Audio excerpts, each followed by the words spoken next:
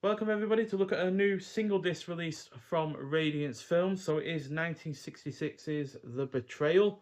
So this is directed by Tokizo Tanaka, who I've seen the likes of The Snow Woman, the fourth Shinobi film Siege, both of which were also released by Radiance Films and a couple of their prior box sets.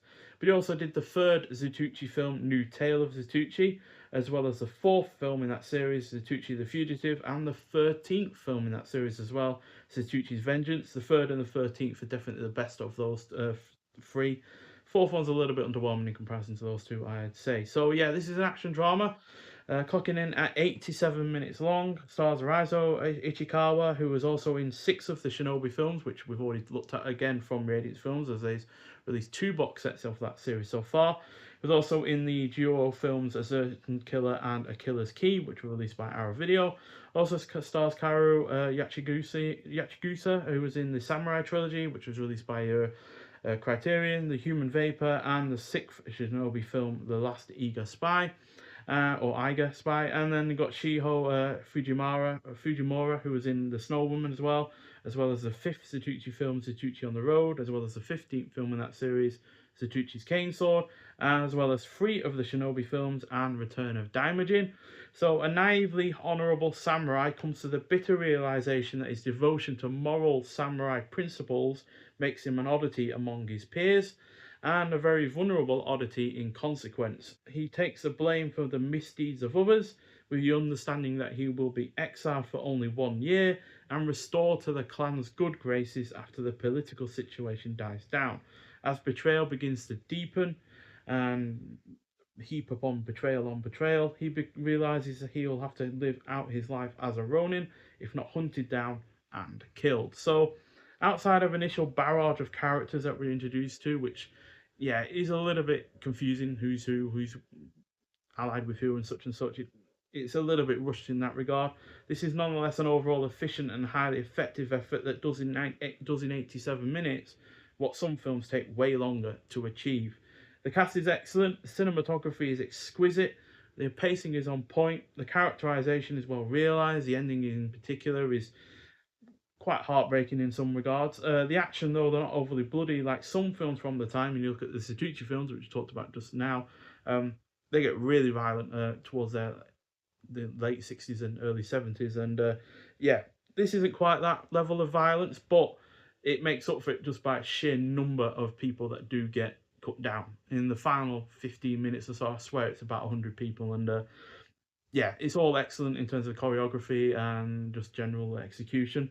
The plot is predominantly engaging, the score is good, and the period production is convincing, like all of these Japanese films from this period.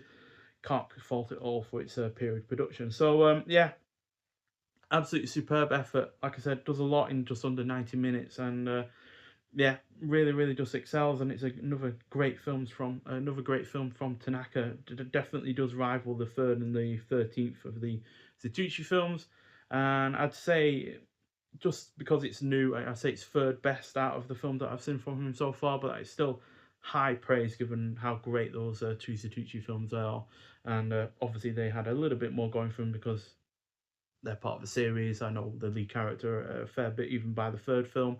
So, you know, that's what lends them a little bit more weight. But this is still excellent in its own right, and I do highly recommend it. So it's obviously been released alongside their Radiant Films' World Noir Volume Number 4, as well as 2 other releases that I will be getting around to showing you at some point. But yeah, it's going to be a hard job for any of those films to match this, quite frankly, because I absolutely adored it. 4.5 out of 5. Truly excellent. So yeah, not only do we have the artwork of the front, which is a new artwork. Who's it been done by? Time Tomorrow. They actually have done some recent Eureka release that I've looked at as well. So yeah, but we also have the bit on the reverse as well, which is just basically a continuation of what's on the front. And then we have the original artwork, I believe, on the reverse. So yeah, we also get a booklet with this release as well, with a couple of shots from the film. I think both of these shots are from the end fight scene.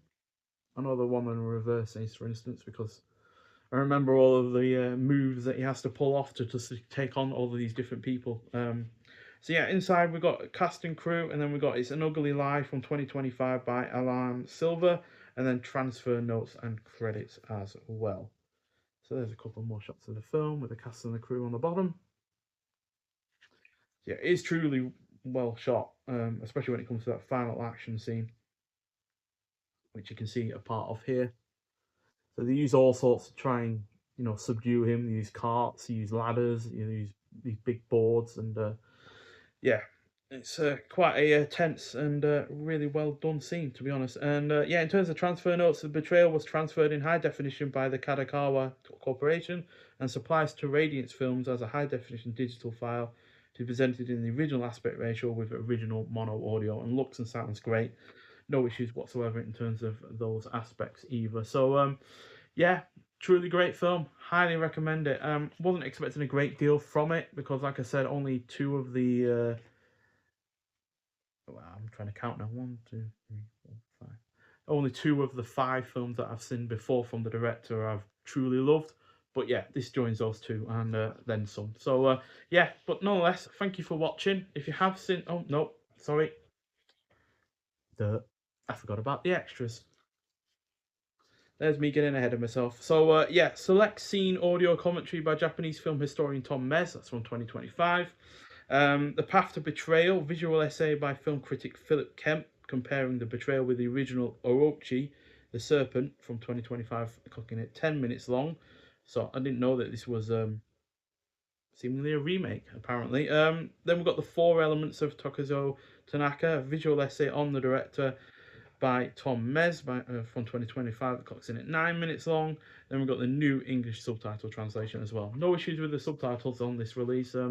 Has been the case in previous releases, regardless of them being Radiance or not, where the subtitles have been misspelled or there's been a certain word or so that it doesn't make sense. But yeah, nonetheless, a really, really great film, great transfer, and yeah, a really rather solid release overall as well. So yeah, highly recommend it if you're into these kind of films. But if you're looking to get into these kind of films and you're not sure about watching one that is particularly long in case you're not going to like it, then this is great. Less than 90 minutes, really doesn't mess about, but is also really great in the areas that you really want it to be in. So yeah, but nonetheless, if you have seen this film before, I'd like to hear your thoughts on it. And yeah, thank you for watching. Bye.